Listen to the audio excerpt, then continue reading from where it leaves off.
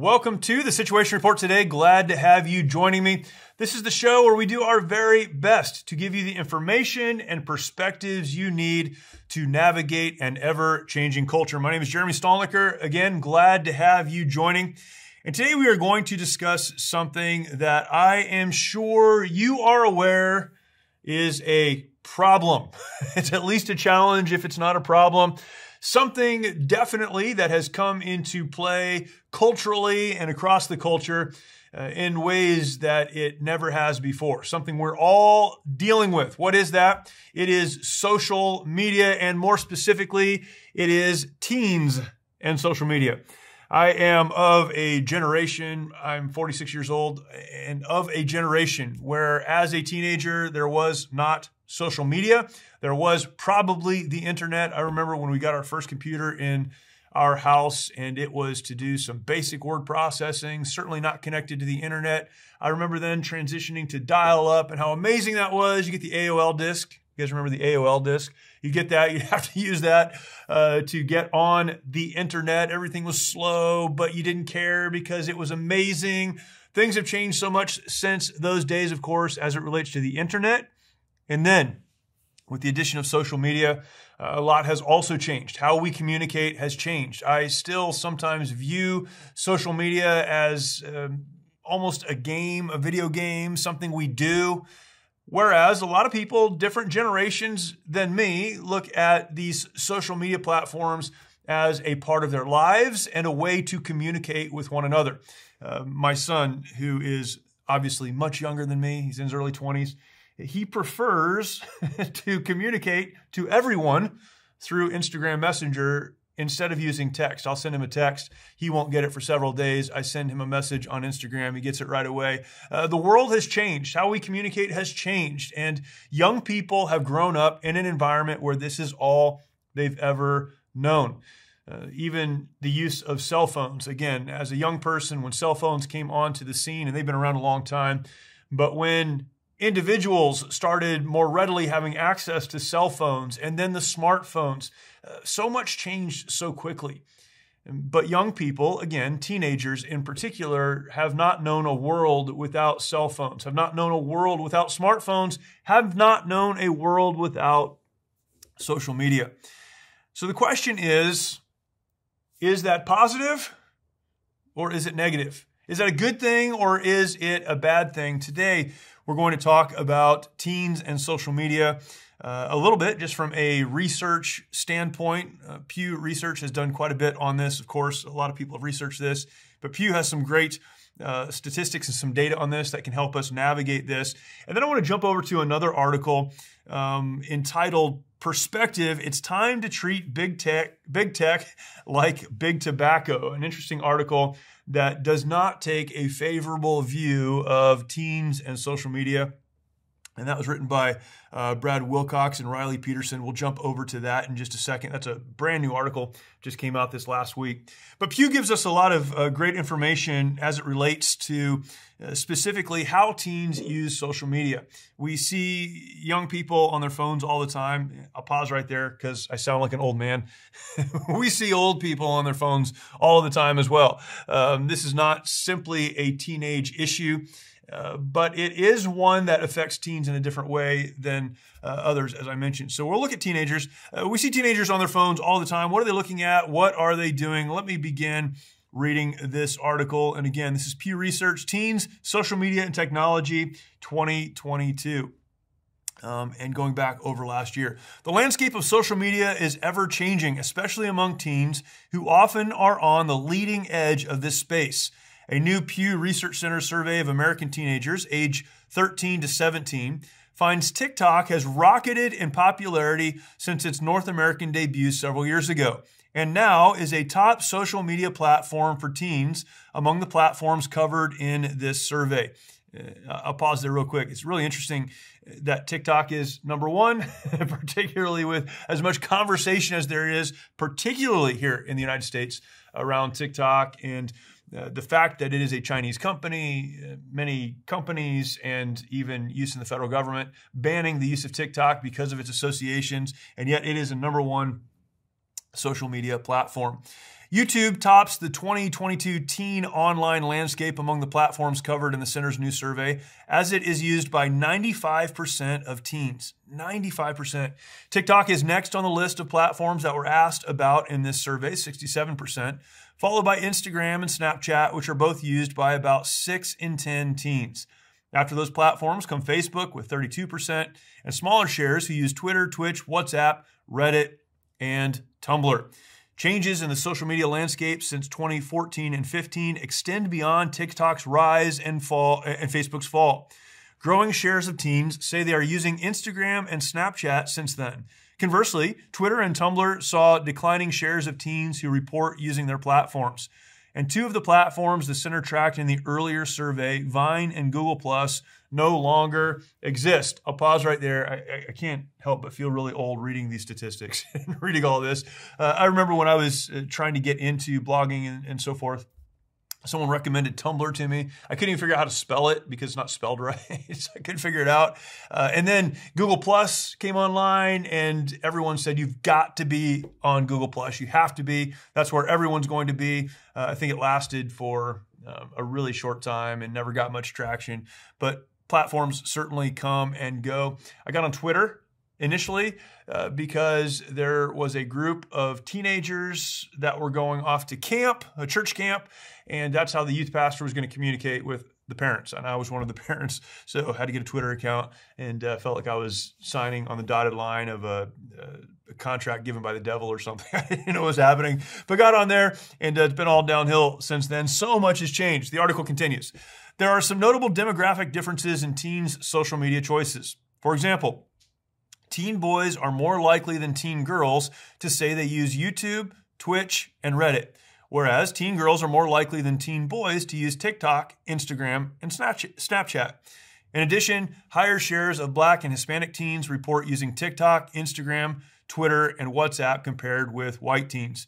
The study also explores the frequency with which teens are on each of the top 5 online platforms: YouTube, TikTok, Instagram, Snapchat, and Facebook. Fully 35% of teens say they are using at least one of them almost constantly. Almost constantly is in quotes. That was actually a choice on the survey. 35% of teens say they are using at least one of these big 5 platforms almost constantly. Teen TikTok and Snapchat users are particularly engaged with these platforms, followed by teen YouTube users in close pursuit. A quarter of teens who use Snapchat or TikTok say they use these apps almost constantly, and a fifth of teen YouTube users say the same. When looking at teens overall, 19% say they use YouTube almost constantly, 16% say this about TikTok, and 15% about Snapchat. That is unbelievable. Think about what's being communicated here, and I'll get back to some of the findings. Have you ever picked up a towel set because it felt really soft in the store, but then when you got to use it, it's not very absorbent? It's basically a towel that's leaving you out to dry. That's why MyPillow has developed the MyPillow towels. Towels that work. I know, it's mind-blowing. Towels that actually dry you. Their 6-piece towel set includes 2 bath towels, 2 hand towels, and 2 washcloths. They come in a variety of colors, and right now you can receive a 6-piece set for only $39.98 with promo code SITREP. Go to MyPillow.com right now and click on the radio listener special. MyPillow products all come with a 10-year warranty and their 60-day money-back guarantee. To receive this amazing offer on the 6-piece set of MyPillow towels, just go to MyPillow.com, click on the radio listener special, and enter promo code SITREP or call 800-870-0283. That's MyPillow.com, promo code SITREP. A large percentage of teenagers, this is 13 to 18, we could probably push this out to some in the adolescent category, 11, 12, 13, a little bit beyond that, 18 into 19, 20, 21, early 20s. These folks are using these social media platforms that is communicating all manner of information. Many of them say, nearly 50% of them say, almost constantly. What does that mean? What does almost constantly mean? A good question for parents who have children. The article continues, when reflecting on the amount of time they spend on social media generally, a majority of U.S. teens, 55%, say they spend about the right amount of time on these apps and sites, while about a third of teens, 36%, say they spend too much time on social media. Just 8% of teens think they spend too little time on these platforms. This is great. I love teenagers. I'm not sure they are the best at determining what is enough, what is too much. But 55%, thankfully, say they spend just about the right amount of time, whatever that is. Asked about the idea of giving up social media, 54% of teens say it would be at least somewhat hard to give it up, while 46% say it would be at least somewhat easy. Teen girls are more likely than teen boys to express it would be difficult to give up social media, 58% versus 49%. Conversely, a quarter of teen boys say giving up social media would be very easy, while 15% of teen girls say the same.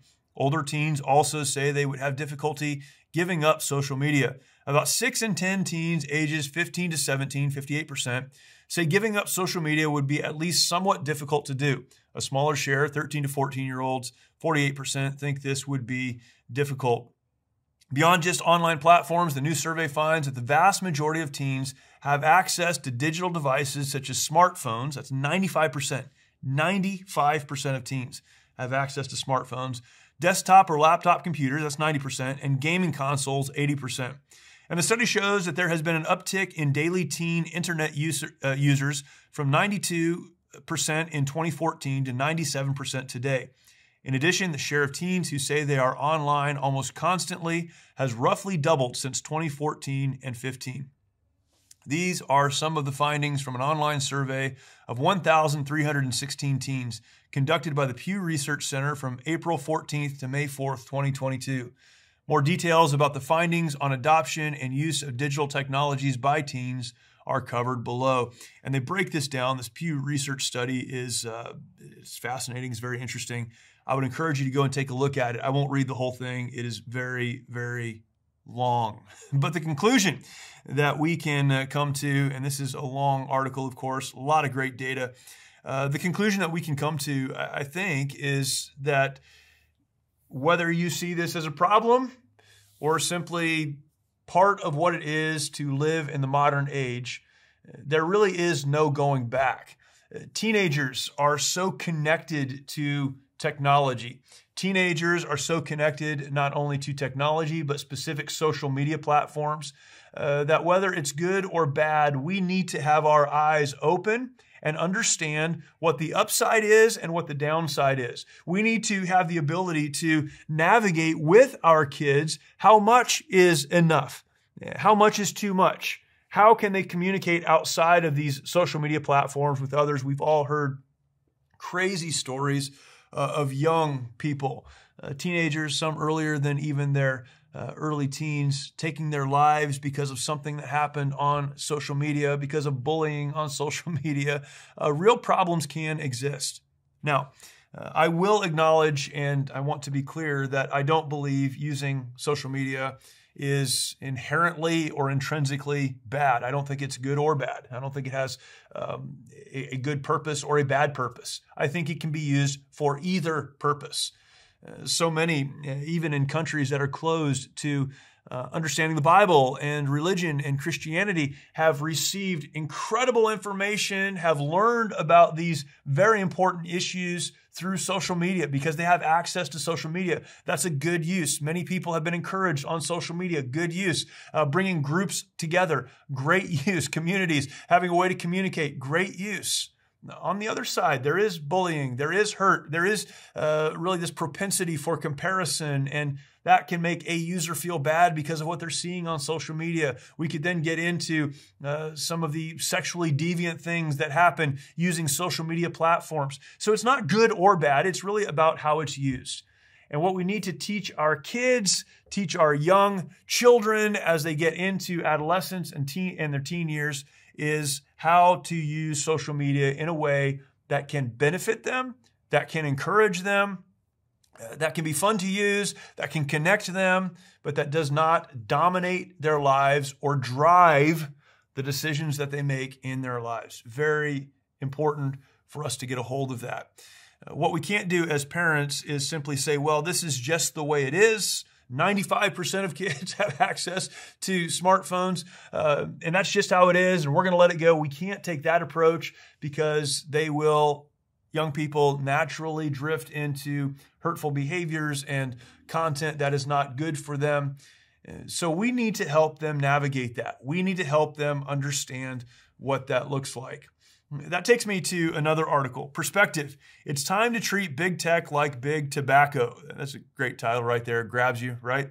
Treat big tech like big tobacco. The subtitle, a mounting body of evidence suggests that social media contributes to the skyrocketing rates of anxiety and depression among teens. Again, this was written by Brad Wilcox and Riley Peterson, released January 18th of this year, 2023. So not too old, just a couple of days.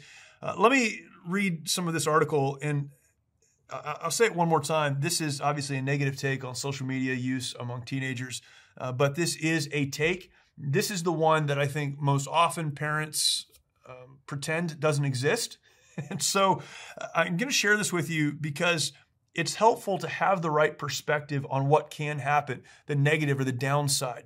This is not to say pretend like social media is not a part of your kids' lives or it, won't be a part of their lives in the future, that they can get away from it. That's not what I'm suggesting. I'm just suggesting know the downside, know what is possible, and help them grow through this and use it in the right way. Let me read from this article. I'll just jump into it. There's a lot I want to say, but I'll just jump into it. Imagine if a man in a white panel van, not a white man, I got that backwards.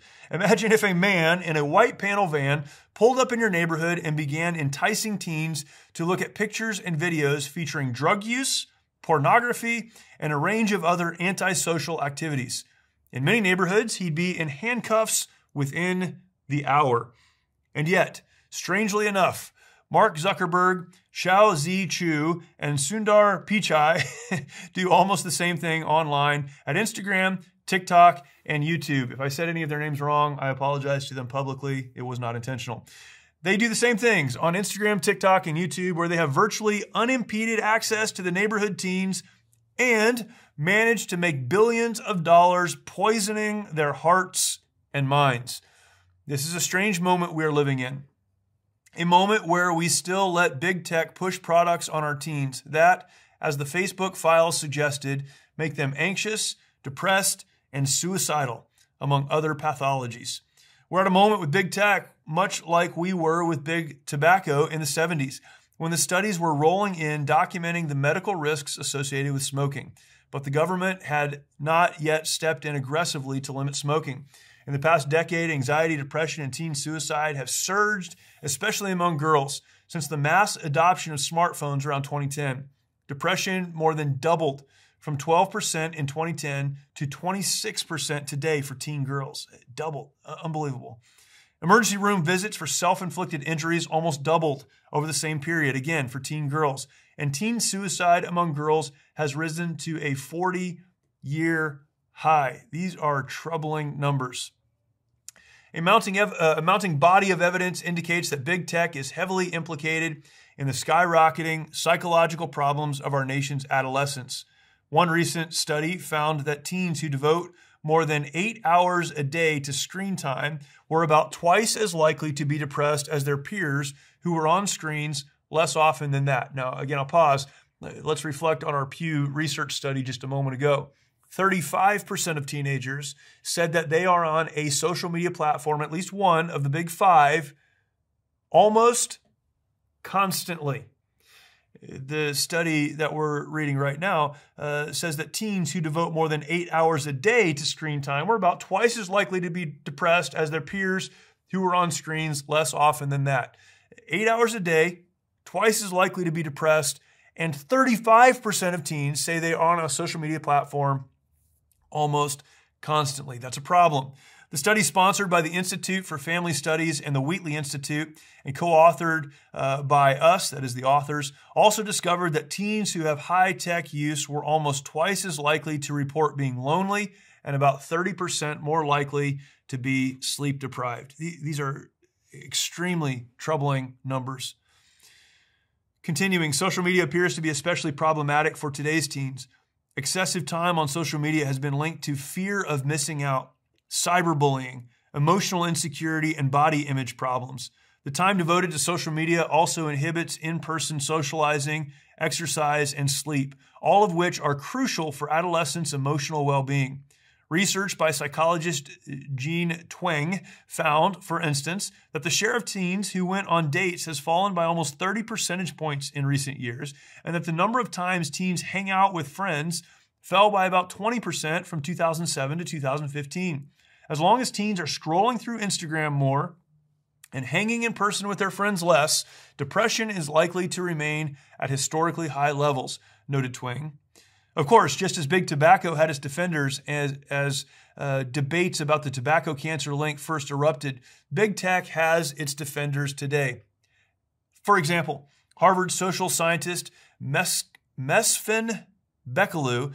Let me pause right here. If you're in technology, your name is probably too hard to say. I don't know why every name. Good night. All right. Mesfin Bekalu argued that routine social media use could be beneficial. A sentiment echoed by Zuckerberg in his claim that Instagram is generally positive for kids' mental health. While all social scientists know that correlation does not equal causation, there is growing evidence that the negative impact of technology on teens is indeed causal. In fact, new studies of the rollout of branded internet in Germany and Italy show the penetration of the internet into ordinary communities across the countries fueled emotional problems among the young, especially young women, providing the strongest evidence to date that it really is big tech, not something else, making us miserable. I could continue reading through all of this, and there's a lot here. Again, I would love for you to take some time to check out this article, Perspective. It's time to treat big tech like big tobacco, written by Brad Wilcox and Riley Peterson. I found this on the Desert News website. It's in other places, of course, but you can find that. The conclusion here that they are making is that just as what was once commonly used without question by teenagers, in this case tobacco, was outlawed, was legislated against because of data, because of studies and research that indicated how harmful smoking was for young people and teenagers. It's harmful for all people, as is some of what is found on the internet, but teenagers, particularly, who have access to things like cigarettes, don't necessarily have the ability to navigate whether or not this is good for them and push back on social pressure to use something that is, we know, harmful. The conclusion, of course, of this article is that the internet use, social media use in particular, is the same. People who are older can hurt themselves just as much as people who are younger, experiencing levels of depression, that fear of missing out, driving decisions that would otherwise not be made, isolation and loneliness. All of these can happen regardless of how old you are. But when a young person is still developing, their brain is still developing, their ability to socialize is still developing, their worldview around relationships and how to interact with the people in their lives, whether it's at school or at work or in their home, all of that is still developing. The damage that can be done if unfiltered is much greater than potentially what an adult who's making decisions for themselves can experience. It's an interesting perspective. Now, I will step back and say this. I do believe that cigarette use is always damaging. Tobacco use always has a downside. And I'm not saying a person shouldn't be free to do what they want to smoke a cigarette if they want to use tobacco if they want to. But we recognize that there is a downside, and it's consistent. There is not a good use or a bad use. It's not that type of situation. Social media can be used for great good, as I've already talked about, but it can be extremely damaging. To me, this is not a question of should the government get more involved. Unfortunately, that's the conversation that we're having. But the real question should be about how involved parents are in the lives of their teenagers.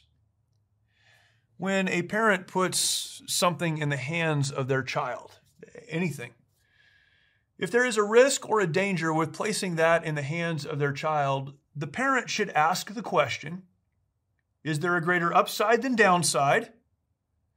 Is there a reason the child needs this? And if there is potential harm associated with this object that I've placed in their hands, how can I negate that? How can I teach that child to use the object in a way that will be used for good and not cause them harm? We cannot put our children in a bubble. We cannot keep all potential harm away from them. But what we as parents can do is be very involved in their lives. What we as parents can do is help them to understand the downside. Also helping them to understand how to use whatever that is for good. So it is with social media. If you are giving your children unfettered use to social media, then you can expect there to be a negative impact on their lives. Negative either in how they feel about themselves or how they treat others. Negative in what they are consuming and the worldview that they are developing. We often on this show talk about having the right worldview, having a biblical worldview, understanding how we should operate, how we should function in the world from the perspective of the Bible. Why? Because the Bible was given to us by the Creator who created us. It's in the name, with design and purpose, with function. He knows how He wanted us to operate. And He gave us the Bible to help us understand that historically and practically, to know what we should do and what we're wired to do and how we should relate to one another. A biblical worldview is taking that and looking at the world through that lens, trying to see things through that lens, navigating what's going on in culture through the lens of the Bible so that we can function the way we were created to function, even in a world that is broken. We need to have a biblical worldview. We need to bring a biblical worldview into our homes and help our kids to see the world from that perspective as well. Technology is not bad. In fact, it can be extremely powerful. It can be used for great good, and it should. I've recently talked to my kids about using technology, using social media for good. It can be fun. Videos can be made that are funny somehow, that are fun, whatever. There's nothing wrong with that. But it can also be used for good because it is an opportunity. It's a gateway to reach people that you might not reach otherwise with a message that is important to you.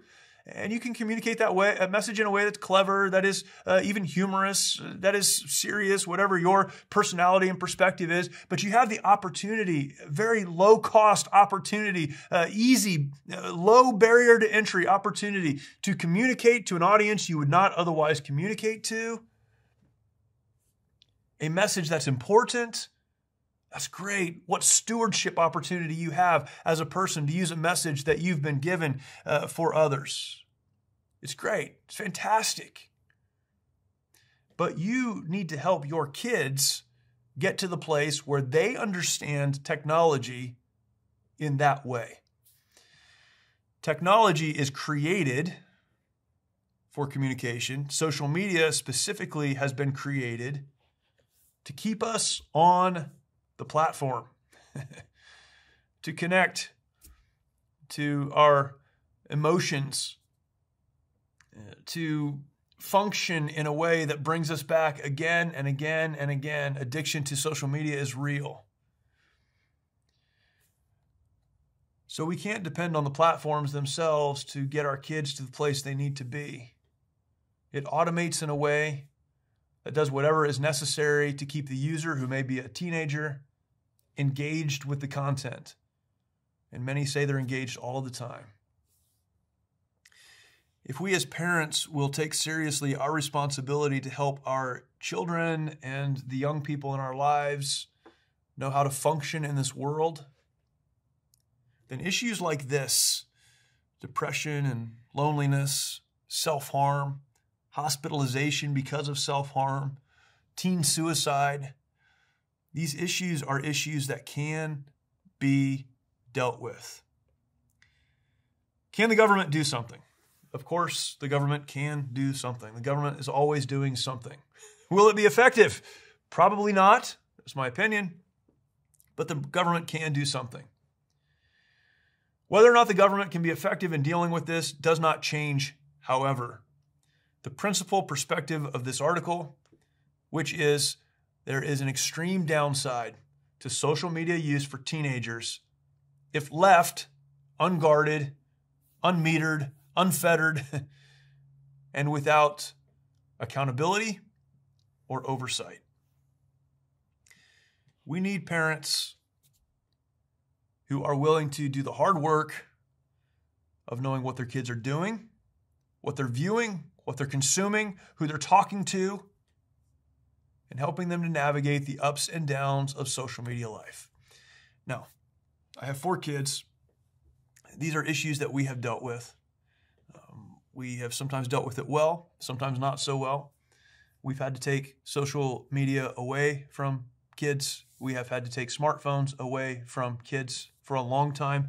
I had one of my kids, who I will not name, I had their smartphone locked in my safe for a long time because we were dealing with some of the downside, the negative side of social media, some of these platforms. There is not a perfect solution or a perfect answer. But the path forward to navigate a world that is increasingly connected is to be engaged with your kids. Don't let them do what everyone else is doing because everyone else is doing it.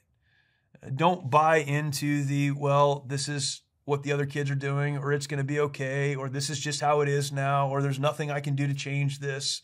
You can't change what's happening around your child, but you can help them, as a parent should, to understand what is best. And to that end, I want to encourage you, again, social media use. I use social media.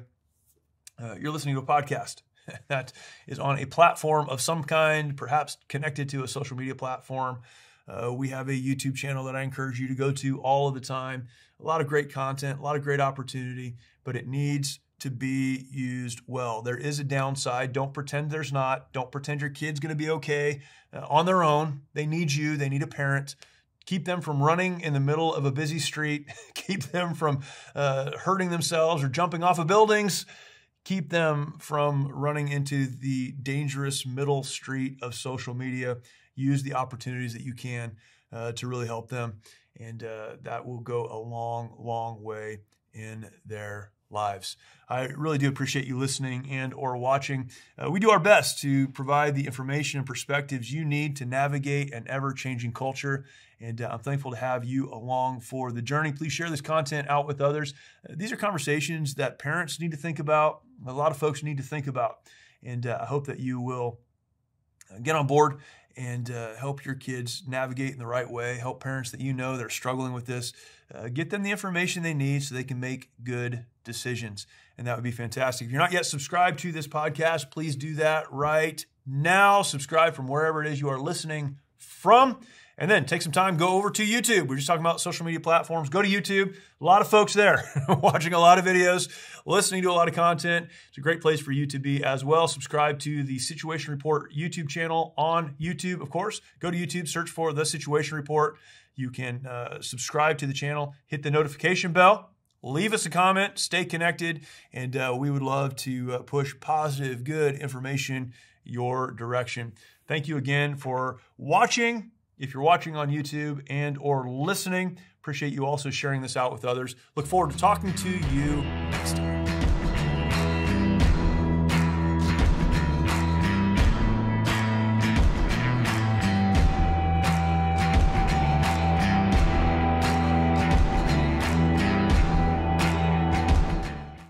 Many of you know that my day job is working for an organization called the Mighty Oaks Foundation. I've had the opportunity to work with the Mighty Oaks Foundation for a little over 10 years now, and very grateful for that opportunity. I served in the United States Marine Corps and left in 2003. When I came back from Iraq and got out of the Marine Corps, I transitioned and had some of the same struggles that many of our veterans today have. That transition time can be very, very difficult. I moved on with the help and support of my family and others in my close-knit community, and really in many ways tried to walk away from my service. It was too hard, too difficult for me to look back to remember, to stay connected, and so I chose not to. About 10 years after I walked away, I was reconnected with many of the men that I had served with in Iraq and even before that Iraq deployment, and came to understand that so many of the men that I served with did not do well. I came home and I struggled, but I had a family around me and I had a community around me that helped me to get back on my feet and continue moving forward. So many of those that I had served with, however, did not have the same opportunity. They came home and didn't have that family around them, that community that could lift them up. And so they made some decisions that we talk about often in the veteran community. I was reminded about 10 years after my service that some of the men that I served with in Iraq came home and struggled and decided that it would be best for them to end their lives. Others who had not taken their lives, but who had struggled from one relationship to the next, from one job to another, and had never really gotten back on their feet. I learned after 10 years that walking away from my military service was not really an option. You see, we think we can hang our uniform in the closet for the last time and walk away, but our obligation to those that we served with remains. It was at that time that I had the opportunity to get connected to the Mighty Oaks Foundation. It was just getting started. I met our founder, Chad Robichaux, and together we began to work on what is today a national nonprofit serving veterans, active duty service members, and more, the first responders in our community. That's what we do. You see, Chad served in the Marine Corps as well, and both of us have an understanding, and so many of the folks, many folks that work with us now who served in the military and in the first responder community understand that we may get out, we may hang the uniform up, but we still have an obligation to care for those who have served or are serving. That's exactly what we do at the Mighty Oaks Foundation every single day. We run programs across the country for those who have served, veterans, or are serving, active duty service members, those who are serving in their community as first responders, police officers and firefighters, and others in that first responder community. We serve them by helping them to understand that there is life beyond their service, that their identity should be wrapped up in more than a uniform or a job that they've done or are doing, that there is a purpose, that there is a plan. In fact, that God, the Creator, has something He intends for them, and that if they'll simply align their lives to the life that He has for them, so much of the trauma, so much of the difficulties, so much of their past, so many of those things that have a hold on them, they may not go away, but they won't maintain the hold and the control. Here's the message we try to convey and communicate. There is hope, and there is a community of people found within the Mighty Oaks Foundation that understand where you've been because we've been there. We don't have it all figured out. We're certainly not perfect, but we've taken some steps to move forward, and we want to take you with us. That's what we do. How do we do that? Again, by communicating the fact that there is hope, by connecting with others who've been there and know how to move forward, and by getting around you and supporting you as you begin to take those very important steps yourself.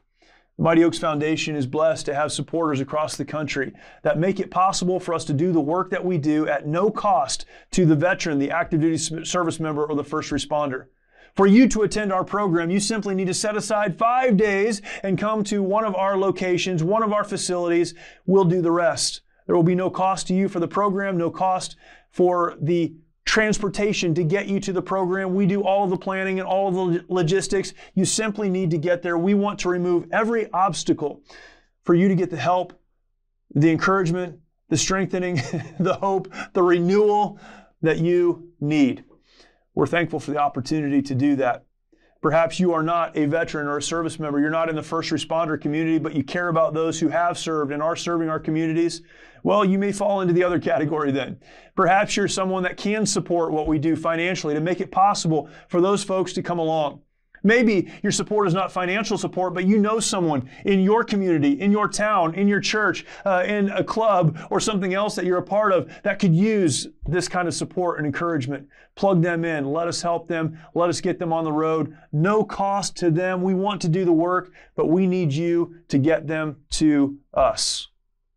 That was a lot of words. If you listen to the show, you know I say a lot of words sometimes. So let me point you to the one place where you can get all your questions answered. MightyOaksPrograms.org is our website, MightyOaksPrograms.org. There you will find more information about what we do as an organization. There's an application for those who would like to apply. Fill that application out. Our team will get back to you, set everything else up. If you would like to support the work of the Mighty Oaks Foundation, you'll find a place to do that there as well. And there is also a section for resources. So many of you know people who need help but may not start by coming to a program, attending a program, but they would read a book, they would watch a video, they would listen to a testimony. We have those resources there for you as well. So please come and join us at the Mighty Oaks Foundation's website, mightyoaksprograms.org. Our veterans, active duty members, and first responders need our support. Maybe you're in that category. You need our support, and that begins by going to the Mighty Oaks Programs website, mightyoaksprograms.org.